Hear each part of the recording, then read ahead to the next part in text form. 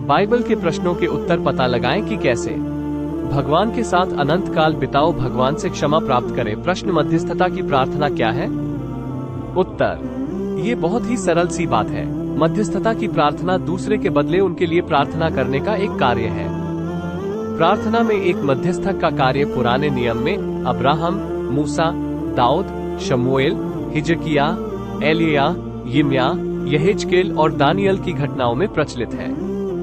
नए नियम में मसीह को सर्वोच्च मध्यस्थक के रूप में चित्रित किया गया है और इसी कारण सभी मसीही विश्वासियों की प्रार्थना मध्यस्थक प्रार्थना बन जाती है, क्योंकि यह मसीह के द्वारा और मसीह से परमेश्वर को अर्पित की जाती है।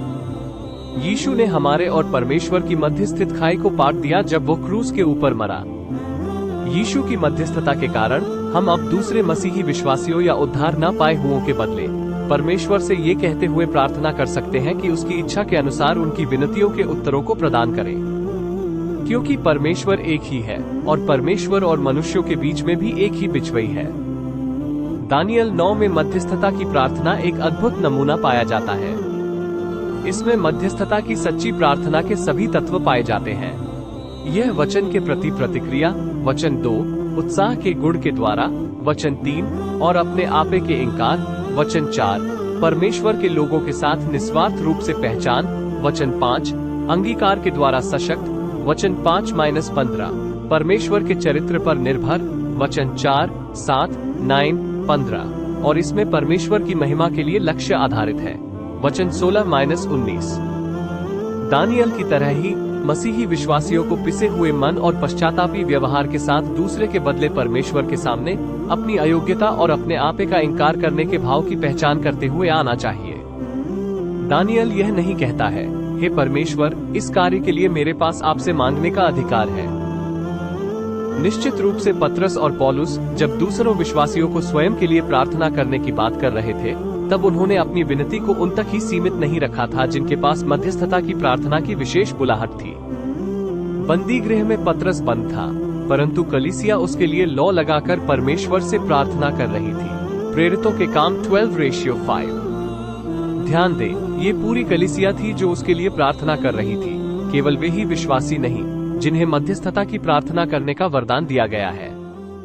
इफिसियों 6:16-18 में पौलुस इफिसियों के सभी विश्वासियों को मसीही जीवन के सभी मूल सिद्धांतों के ऊपर उपदेश देता है, जिसमें हर समय और हर प्रकार से आत्मा में प्रार्थना और विनती करने वाली मध्यस्थता की प्रार्थना भी सम्मिलित है।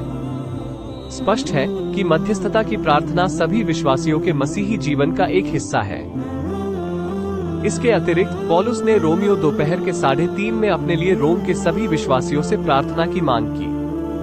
उसने साथ ही कुलुसियों 4:2-3 में कुलुसियों के विश्वासियों के उसके लिए मध्यस्थता की प्रार्थना करने के लिए विनती की।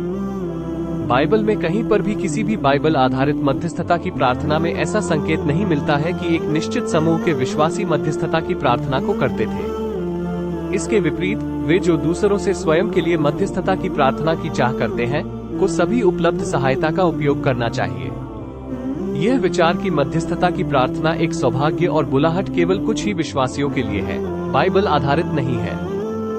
दुर्भाग्य से यह एक विनाशकारी विचार है जो अक्सर घमंड और श्रेष्ठता की भावना की ओर ले जाता है। परमेश्वर सभी मसीही विश्वासियों को मध्यस्थता की प्रार्थना के लिए बुलाता है।